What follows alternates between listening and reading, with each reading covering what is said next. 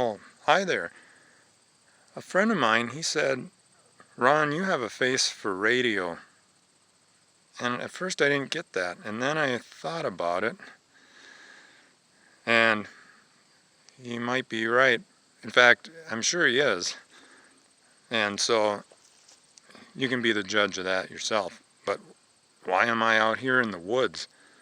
Well, I'm starting a new business, appliance repair and TVs and stuff like that. So, because I got this 2000 Chevy truck, it's got a little bit of rust, but I got to pay for that truck. So, yeah, I have to make some extra money. So I'm going to do some appliance repair, and I'm going to put on some glasses so that, because I'm going to be precise about this. Now, in the age we're at, we might have to do things at some point with a minimal amount of tools. So we're going to have just a screwdriver and a pliers, and that's all I'm using. Now, there's a screw here, right there. You can see. Now, the first problem I'm running into is this screwdriver's too big. So I'm going to try to get at it with the pliers, because sometimes the pliers does the trick too. Sometimes, but not always. And yeah, I put a scratch in it. That ain't working either. Plus, I didn't strap this thing down because I don't want to lose this TV.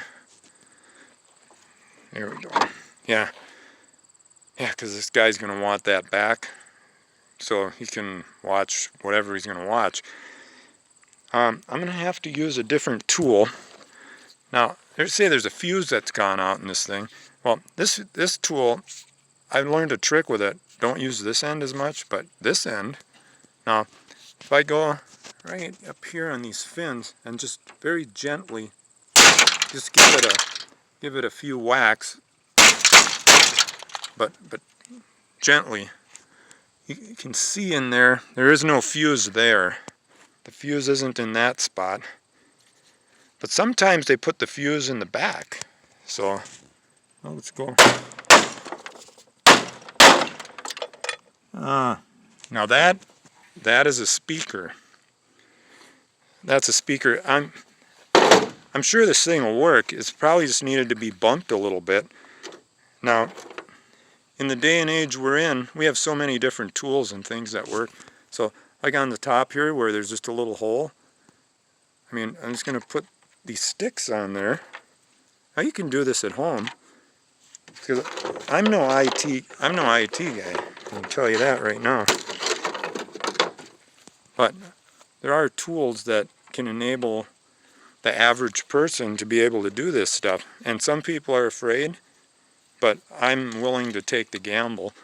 So now here's Phil Swift's product again, that Flex Seal. And there's a bee. Maybe he wants some. Now I'm going to take this Flex Seal, because this seals. But first, the liquid nails. That's the one key thing that people don't think about. Is get that on there first. There we go. Get a little bit of the liquid nails on the side. Just goop a little in there. Now, this guy is not going to notice this. I can guarantee it.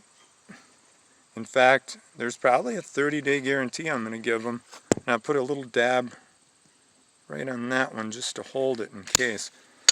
There we go. Silicone is a good product too. But today we're using liquid nails.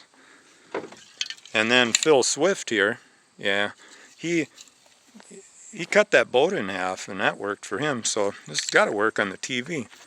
So now I'm going to let you see what I'm doing here. Just spray a little bit of that in there like that. Average person couldn't tell that this thing was repaired. If you have a blemish on it or something, you don't see that thing in the back there where the RCA jacks or whatever they're called are. You don't want to spray over that like that, because then you can't see anything. And then you have to know what the colors mean. So I'm sure this guy's gonna like to have that TV back, so I'm gonna have to go deliver it, and I hope he pays me before he plugs it in. Have a good night.